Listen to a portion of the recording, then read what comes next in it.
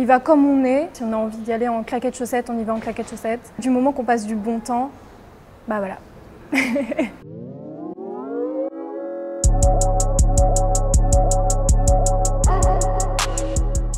Le meilleur souvenir du TNB, c'est le spectacle de cette saison, 3 anniversaires ratés, parce que moi j'adore Tchekhov et moi j'étais vraiment touchée et fascinée par cette mise en scène. Tout d'abord par cette idée de prendre juste les anniversaires d'Irina et ensuite par des sentiments, des émotions que ce spectacle évoque. Les idées principales de Tchekhov, le sens, l'ambiance, tous les sous-textes sont gardés. Et pour moi, voilà, donc c'était vraiment merveilleux. Eh bien, ça fait depuis des années que je participe au Club des Curieux. Depuis le début, ça fait au moins 6 ans, je pense. On est une belle troupe. Donc, le principe du Club des Curieux, à peu près une fois par mois, on rencontre quelqu'un qui est en lien avec le TNB. Ça peut être un chorégraphe, une chorégraphe, comédien, comédienne, metteur en scène, metteuse en scène. Et à chaque fois, on ne sait pas qui on va rencontrer pour un atelier de 2 heures. Et c'est vraiment incroyable parce qu'à chaque fois, c'est des nouvelles rencontres. C'est vraiment une belle troupe, quoi.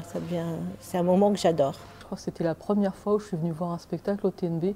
C'était après le confinement. Et on avait envie de sortir, évidemment. C'était un spectacle de Mohamed El Khatib sur les enfants de parents séparés. Et ça a été un super souvenir, à la fois d'être venus ensemble, d'être venus à ce moment-là. Et puis le spectacle était vraiment super.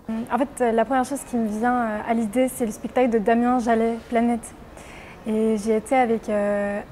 dans un cadre de danse contemporaine. Souvent, quand je vais au théâtre et au TNB, j'y vais toute seule. Donc là, il y avait vraiment un côté tous ensemble, convivial, et le fait aussi de pouvoir discuter tous ensemble après le spectacle aussi, c'était super chouette. Le TNB, c'est plein de choses, donc on peut y venir pour boire un verre si on veut, on peut y venir au cinéma, donc ça c'est facile. Après, si on n'a pas l'habitude d'aller au théâtre, j'aurais envie de dire c'est que les spectacles sont tellement différents que de toute façon, il faut se dire que tous les gens qui sont là, c'est des premières fois, ils sont surpris aussi, donc il n'y a pas d'angoisse à avoir. Et puis on se sent à l'aise, c'est un peu un lieu de vie. C'est assez diversifié et je pense pour tout âge aussi, les spectacles pour les enfants, j'adore. Puis par exemple, il y a aussi l'histoire avec Patrick Boucheron. Avec Patrick Boucheron, il y a vraiment une façon de faire partager en fait l'histoire. Moi, j'apprends beaucoup de choses grâce à ces conférences qui sont gratuites. Le TNB, c'est pas un lieu réservé à certaines personnes, c'est absolument pour tout le monde. Qu'importe notre situation financière aussi, je sais qu'il y a des tarifs réduits pour les étudiants, pour les demandeurs d'emploi. Donc des fois, on peut venir même dans ce lieu sans forcément venir voir des spectacles ou du cinéma pour là, le bar du TNB, le restaurant du TNB. Le TNB, c'est un univers où on peut trouver tout. Donc voilà, donc pour chacun. Il y a de la place pour des idées, des expériences modernes et en même temps, on peut trouver des spectacles assez classiques.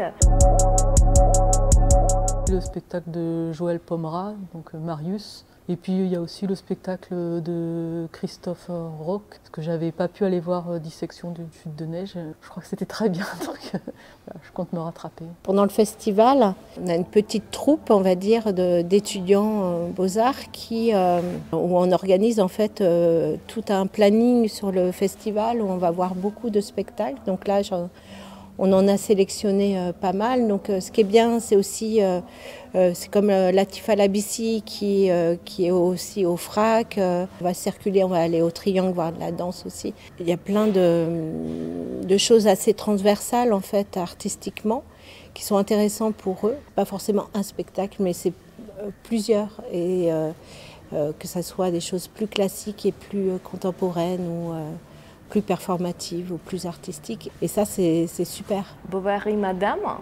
Donc, je suis très curieuse de voir la mise en scène de ce metteur en scène. C'est un livre plein de passion, plein d'intrigues, d'amour, de quête de liberté. Et je voudrais voir comment ça peut être présenté sous notre regard. Le deuxième spectacle, c'est le spectacle Anatomie d'un suicide. Ce spectacle est très intéressant à découvrir parce que, si j'ai bien compris ce que j'ai entendu, que la mise en scène est vraiment unique parce qu'il y a 3 histoires qui se passent en même temps sur la scène. La façon comment c'est raconté, donc ça me passionne beaucoup.